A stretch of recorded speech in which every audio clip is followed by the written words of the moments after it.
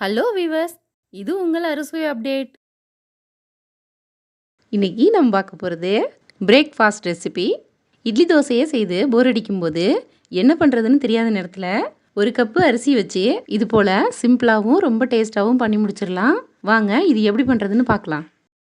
இது பண்ணுறதுக்கு புழுங்கல் அரிசி 1 டம்ளர் எடுத்திருக்கேன். அதை மிக்ஸி ஜாரில் சேர்த்துக்கிறேன்.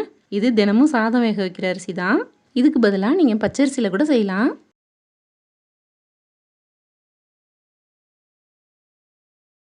இது கூட 2 டேபிள் ஸ்பூன் பாசிப்பருப்பு சேர்க்குறேன். சேர்த்துட்டு நல்லா இதை ரவா பதத்தில் அரைச்சிட்டு வந்துடலாம்.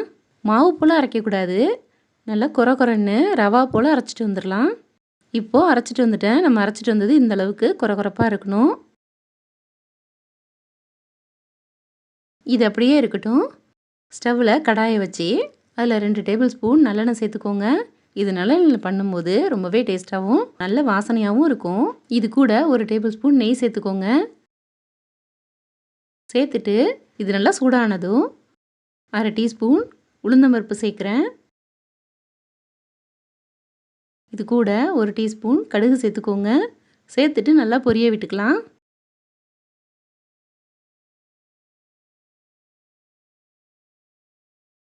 இது நல்லா பொரிஞ்சதும் ஒரு கைப்பிடி கடலைப்பருப்பு சேர்த்துக்கோங்க. சேர்த்துட்டு இதையும் 2 நிமிஷம் வறுத்து விட்டுக்கோங்க.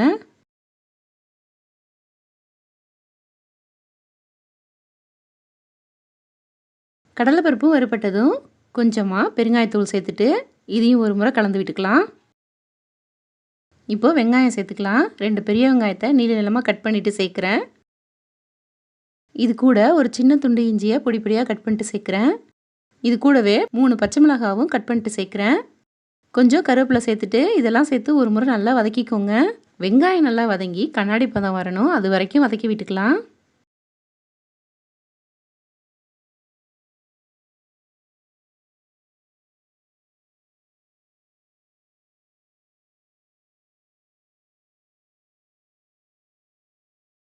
இப்போது நல்லா வெங்காயம் வதங்கிடுச்சு. இப்போ தண்ணி சேர்க்கணும். நம்ம 1 டம்ளர் அரிசி எடுத்திருந்தோம். அதே டம்ளரில் 3 டம்ளர் தண்ணி சேர்த்துக்கோங்க. சேர்த்துட்டு இதில் தேவையான அளவு உப்பு சேர்த்துக்கோங்க. இது நல்லா கொதிக்க விட்டுடலாம்.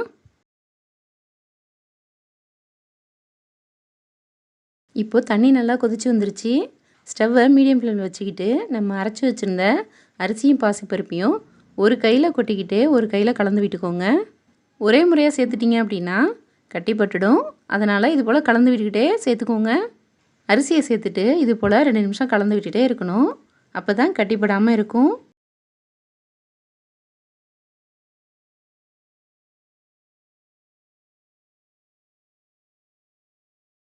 இப்போது தண்ணியெல்லாம் நல்லா இழுத்துட்டு ஓரளவுக்கு வெந்து வந்திருக்கு.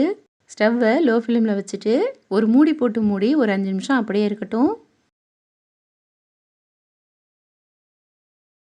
இடையில திறந்து பார்த்து ஒரு முறை இது போல் கலந்து விட்டுக்கோங்க.